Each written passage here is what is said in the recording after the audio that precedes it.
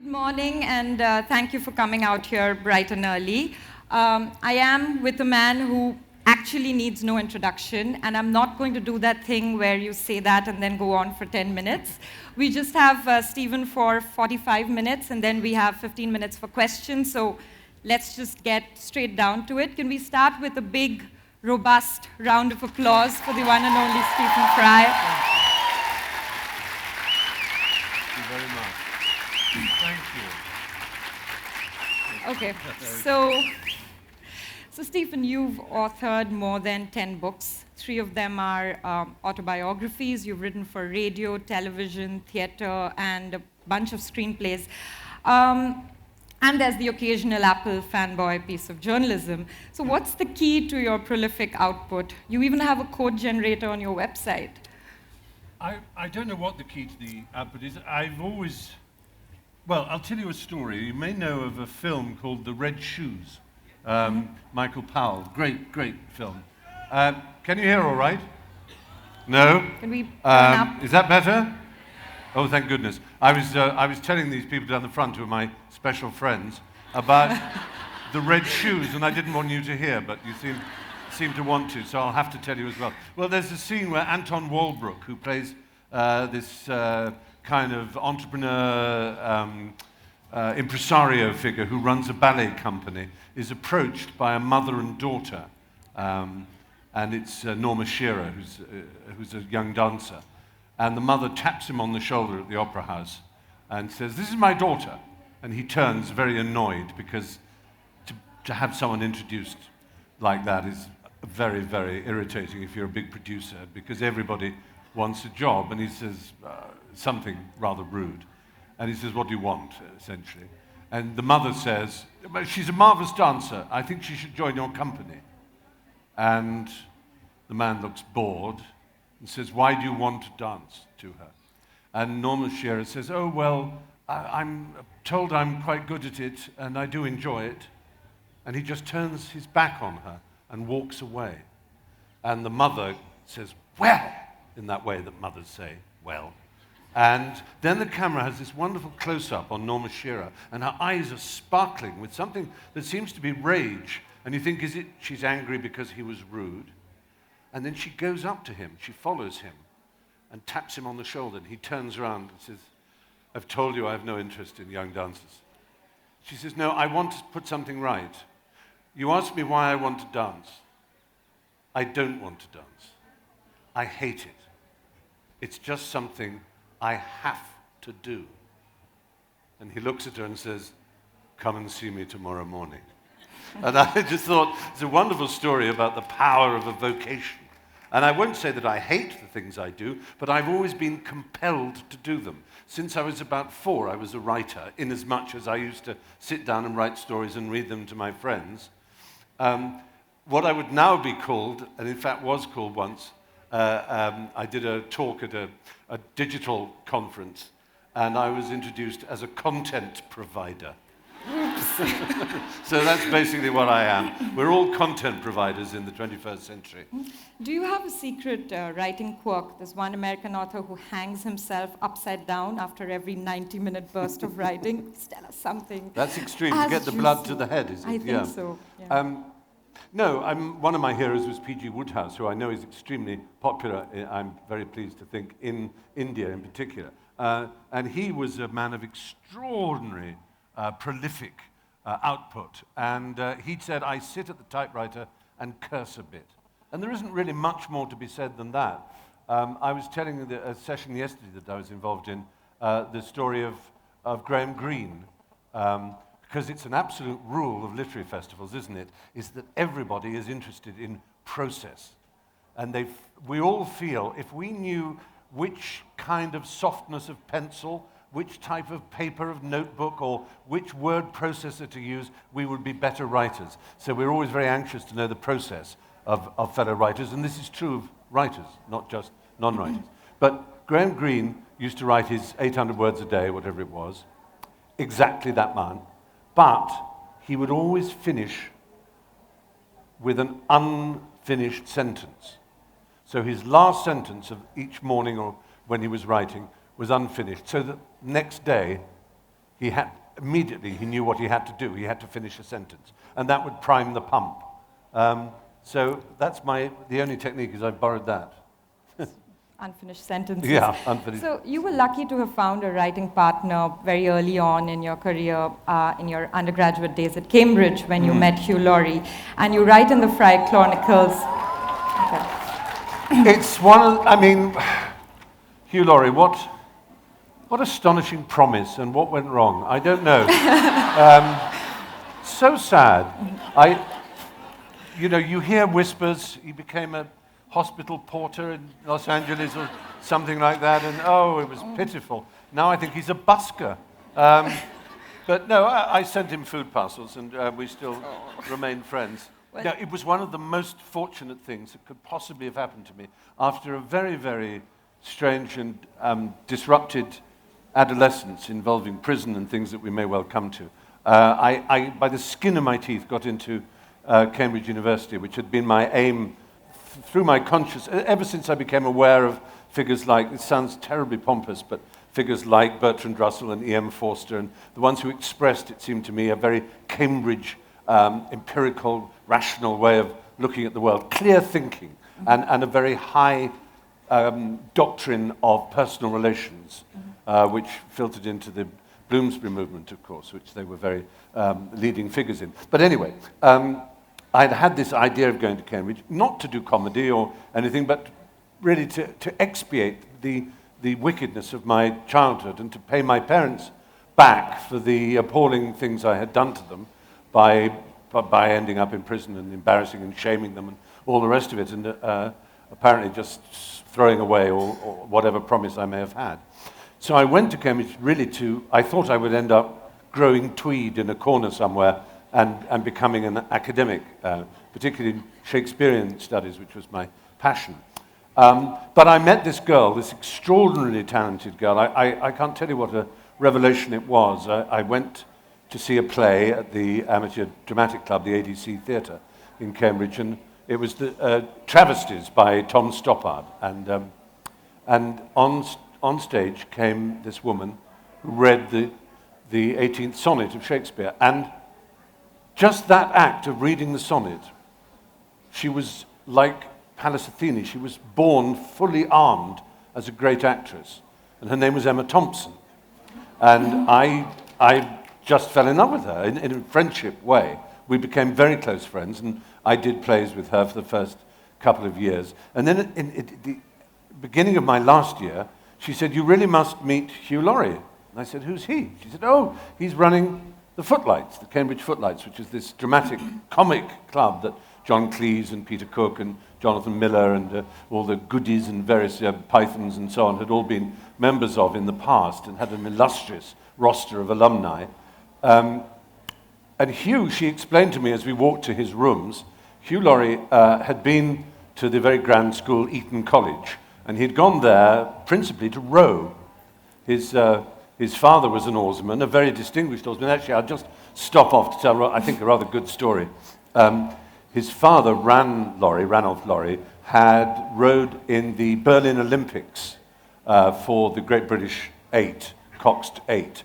And in the final, it was against the Germans. And the Berlin Olympics, remember, was the one masterminded by Hitler, the famous one where Jesse Owens had won so many athletic medals. And the night before the final race, or whatever they call it in rowing, the SA, the brown shirts, had been revving up their motorbikes outside the barracks where the British team was quartered. So they didn't get any sleep, which makes you think that maybe the Nazis weren't such a good thing. I don't know. I think we can share these political ideas. Anyway, that despite this beastly cheating, the British team won. And there was a dinner afterwards, and the captain of the German Eight got up and said, "I would like to congratulate the British team for their gold medal winning performance. And I wish to say, and I think I can say this on behalf of my rowing crew, that if we had not been born German, there is nothing we would rather have been born than British." And Hugh's father got up So, well, that's extremely kind, and we're very, very touched by your hospitality and your good words. And I know I speak for the British Aid when I say that if we had not been born British, we would rather not have been born at all. Right, so in the Fry Chronicles, you write about when Emma introduced you to Hugh, because she was the one who made the connection. He was exactly the sort of person you would have otherwise hated. I mean, he was an athlete, he was very different from you. But yet you went on, I mean, the moment you met him, you all kind of started writing a sketch, and you went on to build this amazing partnership. So what makes for a good co-writer, and what's the process of co-writing? Do you swap work? Do you give each other feedback, or how does it work? As far as maybe there are now, because the world has changed so much, but certainly when we were young, there were no textbooks on how to write comedy or how to collaborate in writing, because collaborative writing is a very particular thing, obviously, and depends not on set rules, but on the very nature of the 2 people or 3 people or 4 who are collaborating. And so there is really nothing to do but find out if it works. And for some reason, it worked for us immediately. That evening, after Emma had told me the story of Hugh, and I went to his room, and we knocked on the door, and it opened, and he was sitting on the bed. His girlfriend had answered the door, and he had a guitar, and he said, "Oh, I've just written this song." And he started playing it, and I suggested some lyrics for the second verse, which he hadn't got lyrics for yet, and then we finished writing the song, and then we wrote 2 sketches. And Emma and Hugh's girlfriend were sitting there slightly dazed, watching us, because went into 2 or 3 in the morning, and we'd written a whole lot of material without really saying hello to each other. It had just been, we sort of fell in love, but in a comic way. And it was, I think we both just made each other laugh, which is an obvious thing to say, but we only had to meet each other's eyes. When later on, towards the end of the 80s and early 90s, we played Jeeves and Wooster in the P.G. Wodehouse series, there were some moments where Hugh had to be in another room to give the lines off camera, because I couldn't get my lines out without laughing if I saw his face. And he would do the same. And I remember one thing where he was in a room, the camera was pointing at him, supposedly looking at me, but there's a ping pong ball on a stand, which is his eye line looking at me. I'm in another room saying, "Indeed, sir." And Hugh said, "It's no good. I know what face he's pulling." So we had that very teenage thing of making each other giggle. We'd get into the lift at the BBC, and on would get a newsreader or something, and we would just go purple, almost suffocate, because we wanted to laugh so much. Utterly childish. But when it came to sketch writing for this series we did, yes, I bought an extra computer. This was 1984. Don't get me all nerdy, but yes, on January the 25th, 1984, I became the second person in Europe ever to own a Macintosh computer. The first was Douglas Adams. Yes, the first was Douglas Adams, my friend Douglas. And so anyway, I bought another one a few years later for Hugh, and we had them both in my flat in London. He would be at one, I'd be at the other, and we'd start to write different sketches. And when we got fed up with what we were doing, we'd say, "Oh, come and clear this up, it's nonsense." And so he would come to my sketch, and then I'd go to his. And we'd tend to pick up the pieces, and that way, by the end of it, we couldn't really remember who had started it and initiated it, but if we believed in it, it stayed. It was a wonderful, wonderful experience. So as somebody who writes and who has written so much of his own material, how does a writer in you take a back seat when you're, say, doing Jeeves and Wooster or Blackadder? Are you annoying and niggling and want to edit things? Well, with Blackadder we did. It was a very collaborative process, and I was very, much with Hugh and John Lloyd, the producer. We all contributed enormously to the writing of it and the building of particular Blackadder-style jokes. There are sorts of epithet that are very Blackadder, and so I can remember one where Blackadder says, "This is a problem. What are we going to do about it?" And we said, "No, that's no good. It's got to go further than that. This, Biron, is a problem. I'll go further. It is a 42-story problem with double glazing, carpeting throughout, 24-hour porterage, and a sign in the front that says, 'This is an enormous problem.'" And that's the sort of one with, and This is, so he'd say, this is difficult. And say, what's it as difficult? It's as difficult as walking over a cattle grid made of razor blades wearing a rather heavy hat. And then something like that. And then we'd say, no, that's no good, we'll try another one and another one. But the thing I'm proudest of is actually because my friend Tim McInerney, at the first read-through of the 4th series, he had this character who's called Cartwright, Captain Cartwright. And he came up to me after the read-through and said, I don't really get my character. I really don't understand. And I'm supposed to hate Blackadder, but I don't see why. And they say, oh, it's because you're a pen pusher, a member of the staff, rather than a field officer. And I said, sort of as a joke, really, I said, well, suppose you have a really silly name. And it's a stupid thing, but suppose you're called something like Badcock, or which people are called. I know, it's weird. They're called Badcock. They get through life signing into hotels going, Badcock. And you go, what? You know? It reminds me of that Monty Python book where they had a page of adverts. And they said, there's one that just said, Arthur Penis wishes it to be known that he has changed his name to Art Penis. And it's very silly. But so we played around with Badcock. And then I said, well, I tell you what, no, what's easier? Why not just Darling?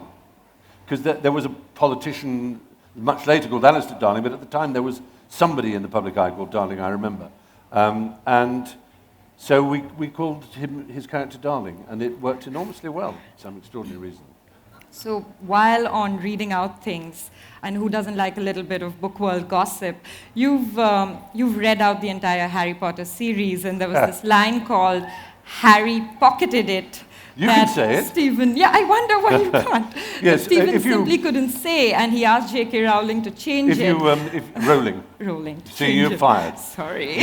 So sorry. Rolling. Think of rolling in it. Rolling. But you can't say Harry pocketed it. Yeah, no, I had this issue, you see. You have a book. This was about the 3rd book, I think. And there was just a phrase. Harry pocketed it. Did I get that right? That pocketed it. I just kept on putting in these supererogatory syllables. Harry pocketed it. And I said to the sound engineer and the producer, I said, look, we'll do it at the end of the day. Because I can go Harry pocketed it, but that's going to sound really odd if you squinch it up. It'll sound like Harry pocketed it. Still can't do it. Anyway, at lunchtime, I called up J.K. Rowling, and said, I'm having a bit of a problem with the phrase Harry pocketed it. She said, oh dear. I said, I know these books are unabridged and have to be exactly as written, but I wondered if it'd be all right if I could say, Harry put it in his pocket. And she said, no. And not only that, she used the phrase Harry pocketed it in the next 4 novels, just to make my life difficult. So did you record it ultimately? How did I did. Eventually got to it. I'll tell you an interesting story because it's to do, obviously book events and signings are very much part of the nature of the Jaipur Literary Festival, and that's when I think she'd written 3 books, and it was becoming clear that this was more than a very successful series of children's books. It was a literary phenomenon of unprecedented proportions, and she got back, I was reading the 3rd one, I think, and she got back from the signing in New York. And she'd been in Manhattan and at the Barnes & Noble or a Doubleday bookshop, whatever, and she'd looked out of the window from the stockroom down onto the street and seen queues, lines, as they say in America, lines around the block.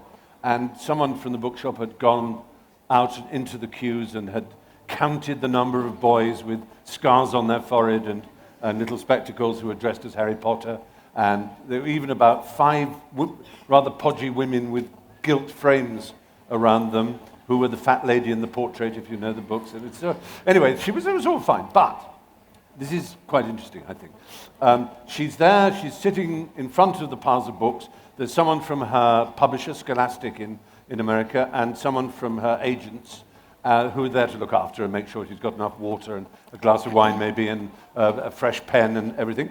And she starts signing. And the people come and people come. about the 17th or 18th person said, "Oh, Miss Rowling," like you, said, I have here this, I'd love you to see," hands her an envelope.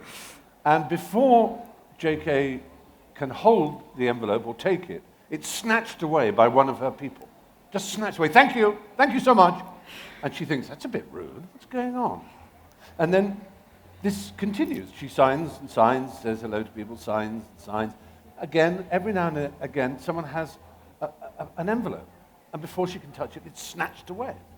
Eventually, she gets to the end of the signing, and she screws the lid on the pen, puts it down, and says, "Phew," finishes her wine, and says, "Oh, that was great, well done, everybody. By the way, though, you were a bit rude. You kept snatching away whenever people..." said, "Oh, no, Joe, you see what happened here. These people have their own storylines for subsequent Harry Potter novels. They've written that Hermione's going to marry so-and-so, and this character's going to die, and if you happen to write something that is similar to what they've written, they will try and sue you for millions of dollars. But because your fingerprints are not upon the envelope, and you have not touched it in front of witnesses, you have not touched the envelope, I can write back to any such woman and say, 'Fuck off out of my face, you mad bitch.'" And sure enough, that's what's happened, of course. She got lots and lots of letters from people trying to sue. But that told her, more than anything, that she was doing something that was quite new, because that's not normal in children's literature, to have that sort of level of attention from lawyers. Anyway, that was... So you have a ferocious command and control of social media. You have a little over 12 million followers on Twitter. That's just 5 million less than India's biggest superstar, Shah Rukh Khan. So you're doing very well. Well, that's good to know. And you'll get there. So what are your thoughts on, social media and the writer's life? Jonathan Franzen was here 2 years ago, and he said no one with an internet connection can be writing a decent book. He has a very, it's a good, we need a kick up the arse of that nature. It is interesting. I made a point yesterday that I really do firmly believe, and that is that if you look, for example, at 1450 and the arrival of Gutenberg's printing press with movable type that ushered in the age of the book as we know it, and said goodbye to the age of the scriptorium and the monk with his pen. The monks, as a last gasp of trying to put the genie of printing back in the bottle, said, "What will happen to human memory when everything is in these books? Instead of scholars knowing things, they'll be written down in books that they'll refer to, and the human brain will shrivel and die." And we know that far from that happening, what the age of Gutenberg ushered in was a renaissance and an enlightenment, the benefits of which we're all receiving now, this minute, in every respect. And I do think that, yes, of course, you may say Wikipedia and school student plagiarisms and some of the sort of darker sides of what is possible because of the net has a deleterious effect. But, to be honest, I don't think that's any different to the deleterious effect, so-called, of reading. You've only got to look through literature throughout the 17th, 18th, and 19th centuries to see how, in Jane Austen's day, the novel was looked down on. Subscription libraries were looked down on as cheapening. People should only read sermons and possibly poetry, but nothing else. And histories were allowed, so you could read your Macaulay and your Dalrymple of the day, and that was all fine. But you shouldn't read novels. And then improving novels became all right, but not penny dreadfuls, and not serialized novels in the Victorian age. And then it became television. You shouldn't watch television. Oh no, you shouldn't watch television. It's disgraceful. You should be reading a book. And then television is sort of slightly moving away now, and we're all looking at how wonderful continuing drama is on television, how splendidly these incredible narratives unspool in slow tempos that were never possible before. And we think, well, actually, the art of fiction is alive and well in certain forms of particularly American, but also in Nordic and French, and I dare say Indian, and certainly Israeli, and all kinds of countries producing remarkable fictions using television. But it's writing, and it's writing superbly in ways that are opening up whole new kind of styles and modes of narrative discourse, which are thrilling, I think. As for social media itself, whether it means we have these awful bruising encounters where it is almost impossible to talk at any level about gender politics or about national politics, nationalist politics perhaps in this country, or any of these hot button issues as they like to be called, without provoking such hornets' nests within social media that it's just dispiriting. It's upsetting and annoying. And you think, well, maybe we need to get back to a more civilized, if that's the word, period in which people can sit together and talk in a symposium form rather than jabbering and throwing out darts from the comfort of their own mobile phone or computer. Yes, I worried to some extent. As an early adopter of Twitter, I thought it was marvelous, but I did think it was important to remember that it was called Twitter. And Twitter implies and suggests totally inconsequentiality. It is trivial. And in that sense, that actually allows it a space in which it could be serious. And it exactly, it seems to me, reflects the golden age of British, at least, publishing in the 1740s and 50s, and Addison and Steele and Swift and Pope.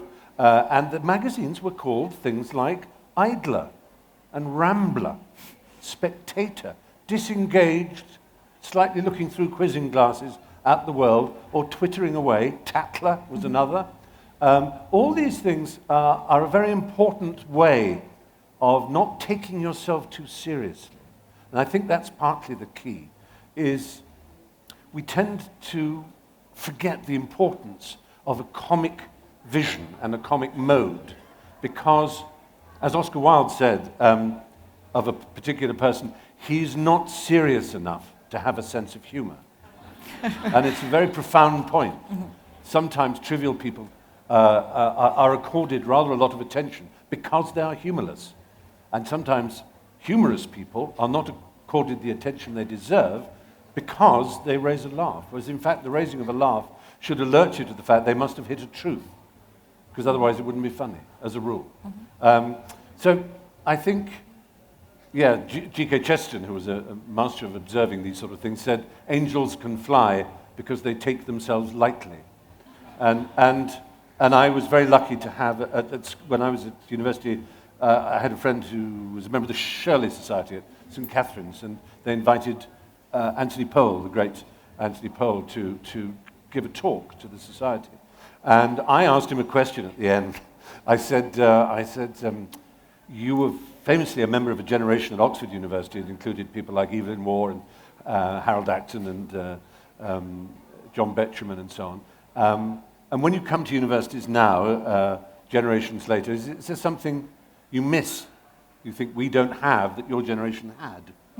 And I expected him to say classical learning, perhaps, or something like that, but he said, yes, lightness of touch. I think it's a marvelous, marvelous answer. Lightness of touch is incredibly important, and you don't see it on Facebook very much. You get sort of cheap old gags with hashtags on it, or kittens, or whatever it is, but you don't get a real lightness of touch, especially when it comes to debate. And it's very important to keep that, otherwise things get nasty very fast. What would Jeeves have to say about Twitter? I think you're more qualified than anyone to say that. I don't think there are not many speeches Jeeves gives that wouldn't fit into a tweet. But indeed, sir, or indeed just question mark at one point. I think there are moments when the Twitter audience might find him a little hard to follow. We always had to think now. Jeeves would recommend to Mr. Worcester that he effect a burglarious entry. And an American audience would think, what the hell is that? Effect a burglarious entry? Oh, break into the fucking house, why can't you say so? Excuse my French. And yet, it is that use of language that is somehow blissful, isn't it? It's taking the trouble to use language. In the end, it is something we all have, language. Let's say everyone in this room, I'm assuming, has language. And you are using language just as much as I am in order for you to process whatever it is I am saying into your ear and through your brain now, this minute. Each word that unfolds, you don't know what the last word of this sentence is going to ocelot. It turned out to be ocelot, rather peculiarly, but it could easily have been mayonnaise. And your brain processes that. It's phenomenal that it does it, and you speak. And we privilege music and art, quite rightly, as magnificent achievements of humankind. But speeches, that thing that we use to pick up the phone and order pizza, or we tell people to shut up, excuse me, is capable of the highest forms of expression, which can delight, beguile, dazzle, seduce, charm, and thrill the listener. So rather than just using it in an ordinary fashion, to use it in a heightened fashion is, I think, the most superb gift you can give to your interlocutor, to the people speaking with you. Mm-hmm. So my next question is kind of related to the whole Twitter thing and its importance and unimportance. You haven't minced any words about your true feelings for journalists. This is something we spoke about earlier. Yes. And you've said it's a boon that you don't need to do certain interviews or profiles because you have more Twitter followers than the circulation of those newspapers. That's a bit unfair. Well, I suppose I could throw your own babu back at you. I could throw the Mahatma Gandhi. It's said that when asked what he thought of Western civilization, he replied that he would welcome it. And so I would say of journalism that I would welcome it. That what I dislike is journalism that isn't journalism, that is lazy and intolerant and stupid and isn't good enough. And it's a shame, because I think most journalists feel it deeply. And to return to Oscar Wilde, he wrote the most brilliant series of pages on the subject of journalism in his extraordinary essay, The Soul of Man Under Socialism. It opens with the wonderful words, in olden times we had the rack, now we have the press. And it is a superb piece of writing, but he makes the point, and I think this is very important. He feels very sorry for journalists because they are in a position as working men and women who have to do what is required of them. They can't write the pieces they'd like to write. They have to write the pieces their editor tells them to write. And news gathering, there's some astonishing foreign correspondents here who are giving sessions and talking around the place, who have done an enormous amount to alert the world to all kinds of things. Photojournalists like Steve McCurry, of course, as well as Christina Lamb, who was on this stage yesterday, and many, many people. And these are, I have nothing but the highest respect for. I only mean really, well, it's this. Those who, well, critics, I don't mean critics, reviewers rather than critics. I just think, I don't happen to believe in God, and I certainly don't believe in St. Peter and pearly gates and, you know, that kind that kind of story. But just suppose you were a critic, a reviewer, and you died, and you went up to heaven, and St. Peter said, well, you were given an immortal soul, 2 eyes, 2 ears, a bonny pair of legs, stout lungs, and a valiant heart. What did you do with it? Well, I looked at what other people had done and said, that doesn't really work, does it? Really? That's your life? Comment on things other people have made? I mean, it may be that everything we make is not as good as it should be. It's almost certainly the case it's not as good as it should be. And we don't need someone whose profession is to point it out. And I just think, just on a theological level, really, what a waste of a life. It's an utter waste of a life, just to point at things someone else has done, rather than risk doing things yourself. That's kind of it. So you have a big Oscar Wilde session later this afternoon that was programmed in late, so I don't want to speak too much about Wilde, but I think no conversation with you is complete without a little bit of Wilde.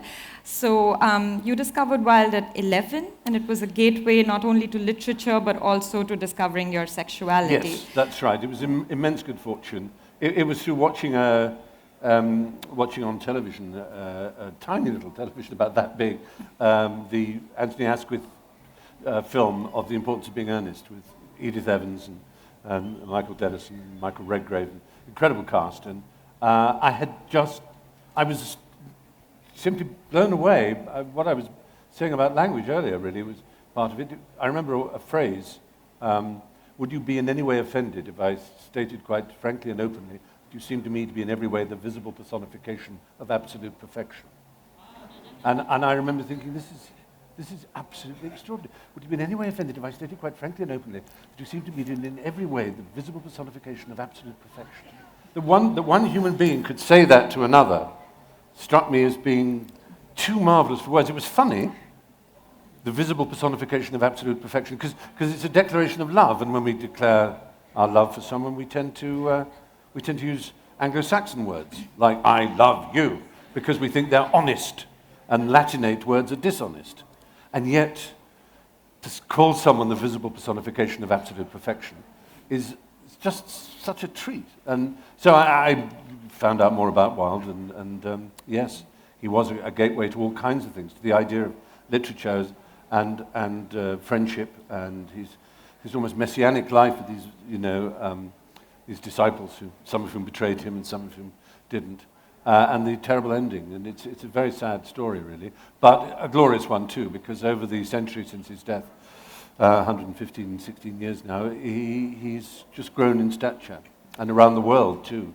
He's the most read English language author after Shakespeare in 40 countries around the world, Japan in particular, and very many others, and I know here.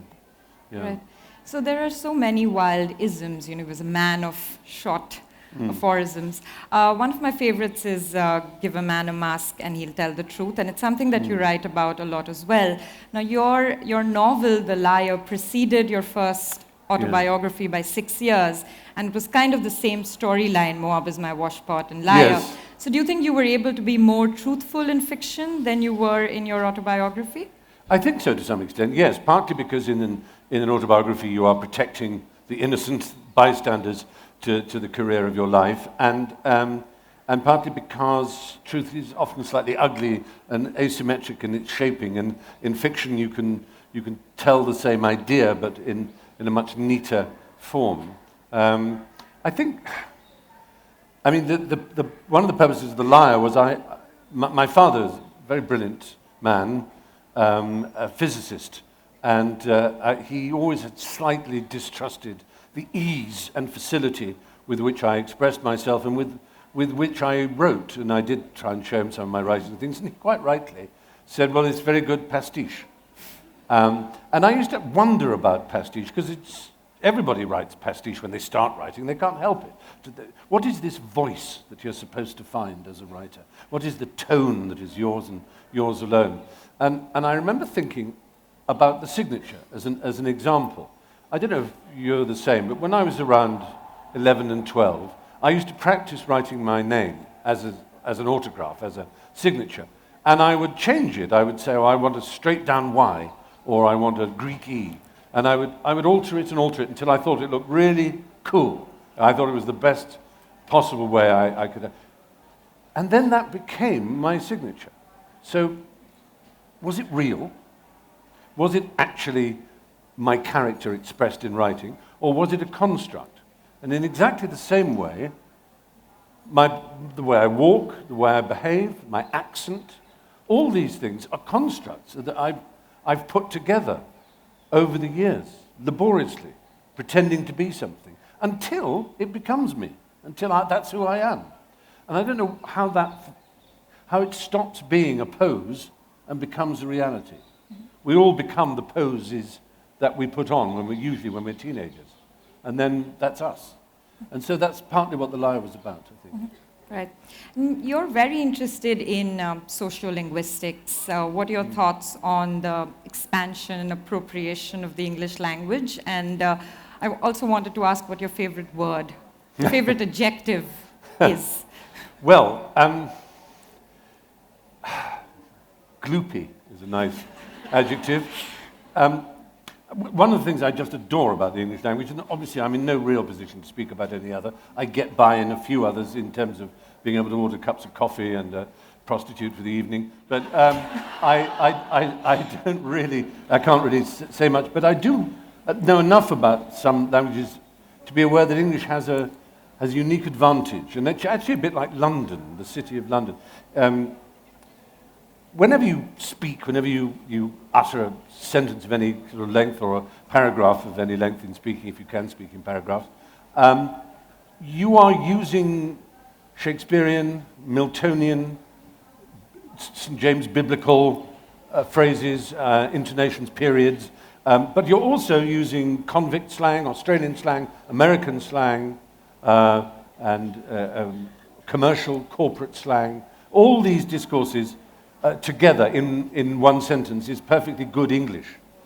In the same way that in London you will find an Elizabethan building next to a 21st century building, opposite a Georgian building with a church on one side and a big corporate headquarters on another. Because London was bombed and had fires and all kinds of things going on, all kinds of different periods and demotic, vulgar, next to grand, royal, ecclesiastical, commercial, all jostled together, higgledy-piggledy in one street. And it's the same in one English sentence, higgledy-piggledy, all these different kinds of discourse. And I think that's absolutely fabulous, exciting about our language. And I wouldn't want it any other way. And the French, of course, in Paris, well, I'm not saying that they put up a white flag every time Fritz coughed, but, you know, they weren't bombed, let's put it that way, in Paris quite so much as we were at all, in fact. And they have the Académie Française to regulate the language into the equivalent of a Haussmann boulevard of correctness. And I think that's a loss, actually. I think a lot of French people think it's a loss, and they're only too keen to integrate the Maghrebian and other styles into modern French now. So that's one side of linguistics that really, really fascinates me. And the other is the eternal question I don't know if you're familiar with the Sapir-Whorf hypothesis, or the Sapir-Whorf fallacy, some would say. It's the idea that, I'm going to say, put your hands up if you think the language you speak in some way confines, restricts, or guides the way you think. This is most people. Most people would say that. Now, it's interesting because there's been a sort of theological schism in linguistics. And in the 1950s, the most famous linguist of them all, Noam Chomsky, came up with his theory of generative grammar, in which he basically said this is nonsense. And he called the Sapir-Whorf hypothesis, which was based on an examination of the Hopi Indian language, and their sense of dimension and distance seemed to alter the way they behaved in space themselves, the way they walked, the way they apprehended the universe around them. And that was the point. But they squashed this, and this has been no one's believed it. And yet, most people would say intuitively that surely it must be true that the language we are given somehow changes. And we can all say things about, for example, the words we don't have in our language and we have to borrow. Famously Schadenfreude and words like that from German, and I'm sure there are plenty that we have to borrow a few from. Isn't it ironic, from Arabic we have to borrow alcohol? But there you go. And coal as well, that sort of coal for the eyes. But and we borrowed from you nice Indian people pajamas and jodhpurs and tiffins and bungalows and other curries and what have you. But you've also borrowed words from us, and I don't know, but it's an interesting, well worth thinking about. So just to give a more accessible example, the Sapir-Whorf hypothesis is, that Eskimos have 16 words for snow. Can they recognize more kinds of snow? And we can't because we don't have so many words. You're big into crosswords. Yes. When you were in prison, your glorious 6 months in prison, your mother cut out all the crosswords from the Times for you. Did. What's been your most shrewd crossword move? Well, it's interesting. I've always had a very sort of quick way with anagrams. So I remember when I was, my parents were showing me how the Times crossword worked when I was about 7, and there was something about a cart horse, and I just instantly saw that in the word cart horse was the word orchestra. That it sort of floated in my head, and it was very satisfying, and I've always liked that. They are meaningless, of course, but they are very pleasing, especially ones which are known as aptograms, where there is some sort of aptness to do with them, like, Hitler being the liar and all that sort of thing, A. Hitler, the liar. And there's a good one which is laptop machine. Laptop machine is an anagram of Apple Macintosh. So it's rather weird, isn't it? And there are dozens of others. But I did this news quiz. There's a woman called Virginia Bottomley, who was a minister in the Conservative government. Very nice woman. But I was doing this news quiz, and I was playing with a pen, and I just wrote her name out. And I said, "Oh, look, I've just seen Virginia Bottomley as an anagram of I'm an evil Tory bigot." And that's terribly unkind, and it's not fair on her. I don't think anyone would call her that. Britney Spears, anagram of Presbyterianism. Presbyterians, no M. There you go. Sorry. So we're running out of time, but there's no way we can end this session without asking you. You, I believe, are the last surviving man who knows the answer, Douglas Adams' answer to the ultimate question of life, the universe and everything. 42. Why 42? I swore I would never reveal the secret, I'm afraid. It is up to mankind to discover it. And maybe it is the journey of discovery that is the purpose of it.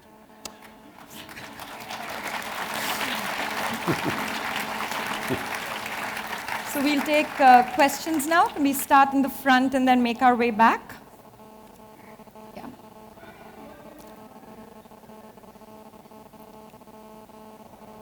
Hi, Steve.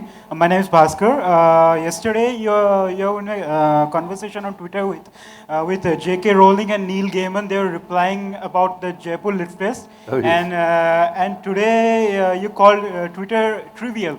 But as a fan, yesterday I was, not surprised, but excited that, authors like you, as fans, we are seeing authors talking like that in a public forum.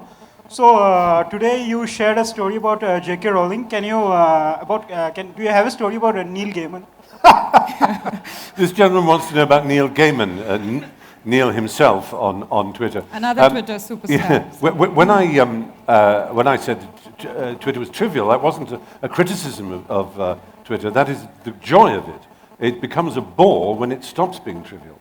So, and you have kept up the trivial side of it enormously with some kind of weird literary celeb worship, and you want me to gossip about Neil Gaiman, which I can't do particularly, except say that he's an extremely nice fellow. I'm very fond of him. We have the mic there, please.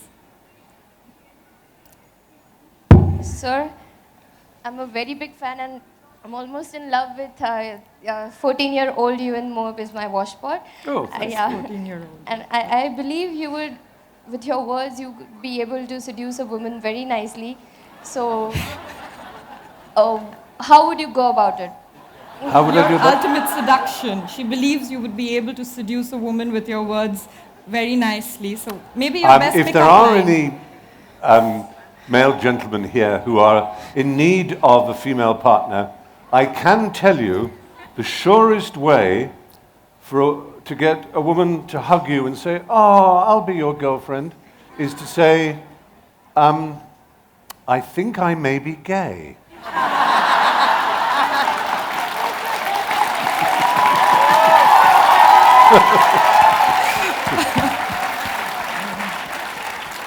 You want to ask a question? Where's the mic? Can we have the mic there? Hello, I'm a big fan. So what do you think about political correctness? I mean, is it hampering comedy? And secondly, can I take a selfie with you, if you don't mind? I've seen you in like all the fucking shows, excuse me, French, all the shows and shit, but I really want to take a selfie with you and talk about political correctness, since I like Sacha Baron Cohen as Ali G and all that shit.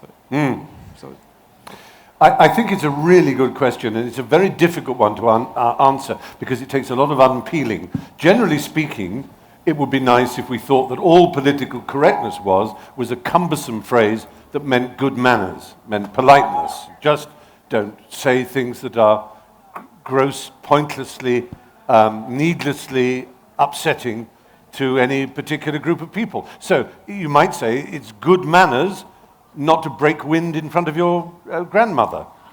Well, why not say it's politically incorrect to swear in front of your grandmother, say, if you want to put it that way.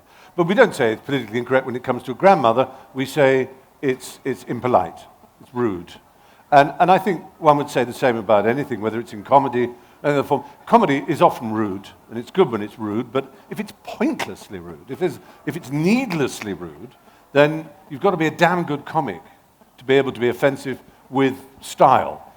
But what's irritating, and I suspect most of us might agree with this, is when some sort of braggart comes onto the world stage and says vile things and then claims that all he's doing is trampling on political correctness. We're obviously thinking of someone like Trump. It's astonishing. And actually, while you mentioned Oscar, and it's a funny thing, and people may say this is trivial, but it's actually at the absolute heart of what the aesthetic movement was about. I wrote about Trump, actually, 5 years ago, 6 years ago. It was a real vicious assault on him because I had to spend a day at one of his casinos in Atlantic City. And it was so vulgar, so trashy, so repulsive, so utterly inhuman, so vile, that I couldn't but attack the man behind it, because it seemed to me, Oscar Wilde's point is that, it is immoral to be ugly when beauty is a choice. And that's true of architecture or anything else. But Trump's ugliness whether it's about, Muslim people coming into America and saying, all I'm doing is refusing to be politically correct. No, it's not. He's appealing to the worst instincts of the American people. And it's horrifying that should be so. But yeah, I think we should just ban all use of the phrase political correctness, because it's used to beat us with. Just say good manners. Could we have the mic with the gentleman there, please?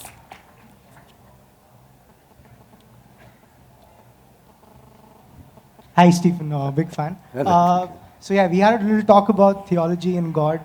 To that end, can you tell us how was it like working with Christopher Hitchens? Oh, gosh.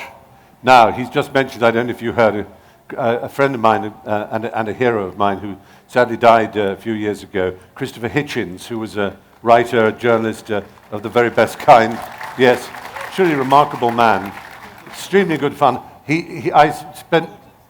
Sorry?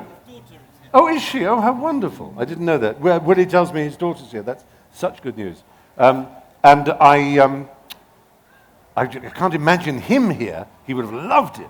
But he would have needed that pint glass of Black Label Johnny Walkers to go around with him like that. And the Glenlivet people who are sponsoring might have been crossed. But he was a man who thought so clearly and with such passion and had such extraordinary insight. I didn't agree with him over everything at all. But I had enormous pleasure. I took enormous pleasure from working with him, if that's the word, on a number of occasions at a small, parochial, uninteresting literary festival in Wales. We did things together, and then I did a debate with him about the Catholic Church as it happened, and that was an extraordinary experience, actually.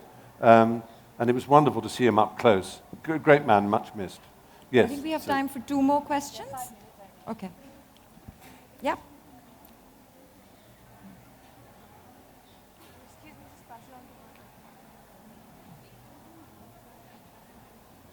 I'm so glad to have my turn. I'm such a huge fan, Mr. Fry. I've loved all your work, right from A Bit of Fry and Laurie to Blackadder to QI now. I love all your books. I've read The Liar. I've read Moab is My Washpot. I agree with everything you have to say. I just simply adore you. Do you have a question? I do have a question. I'm so sorry for taking up all this time. I don't know when I'll get to meet him again.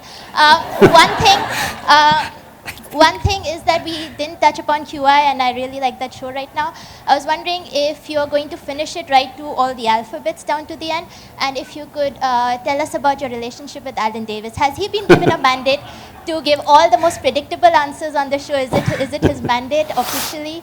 And one thing I wanted to comment on. Okay, I'm so sorry. Just one last Can thing. you just I want to answer comment this because we'll forget the question. No, something about what he said about language and how it constricts. I'm so sorry. I know everybody hates me. How language and how it constricts people's mindset. I think people who are bilingual or multilingual would recognize that more because they have that ability to compare in the way they think in two languages. But Americans might have a little problem with that because all they know is English. Okay, what's that's why they think that's why they think Do you everybody remember should what the have their question worldview. was? Yeah. I'm Well, so sorry. Thank you.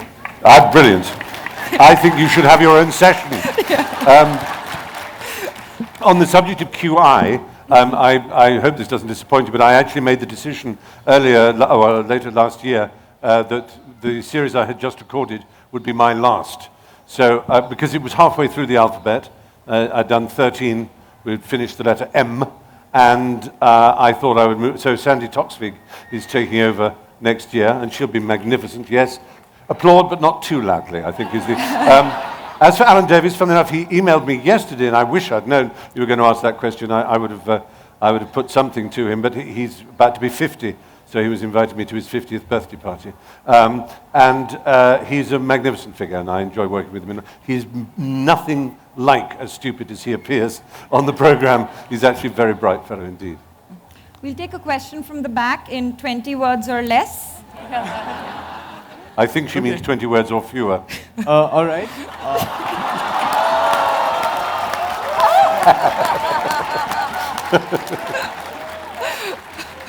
Hello, Mr. Fry. I'm a huge fan of Rowan Atkinson, and to be honest, I didn't know who you were until I started watching Blackadder because of Rowan Atkinson. So everyone knows about your relationship with Hugh Laurie. How was your relationship with Rowan Atkinson?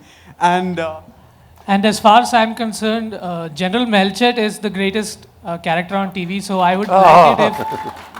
Thank yes. you. I'd like it if you'd share some experience about if there were any real-life people while you were modeling the character on screen. Oh, thank you. It's very kind of you. Well, Rowan is an extraordinary, he's a force of nature. He's a performer like no other I've ever worked with.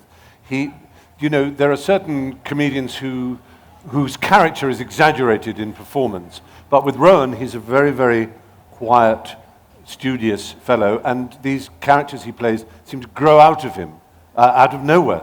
I was best man at his wedding, and I count him as one of my very best friends, and he is, very rarely amongst my generation, he is someone who thinks, and I don't mind admitting that most of us don't. When I say that, if I had a motto, mine would be, how can I tell you what I think until I've heard what I'm going to say?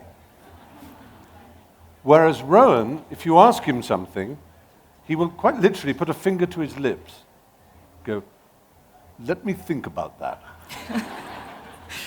And then he will think, go quiet for 10 minutes. And then he'll perk up and go, well, and he's a terrific fellow. He's absolutely wonderful. Actually, I don't really do an exact imitation of him, but, well, there are two Rowans you can do an imitation of. Thank you. When Hugh Laurie and I were doing our show in Edinburgh, and we'd just finished it, and we didn't know that we'd won this prize. It's called the Perrier Award for our show.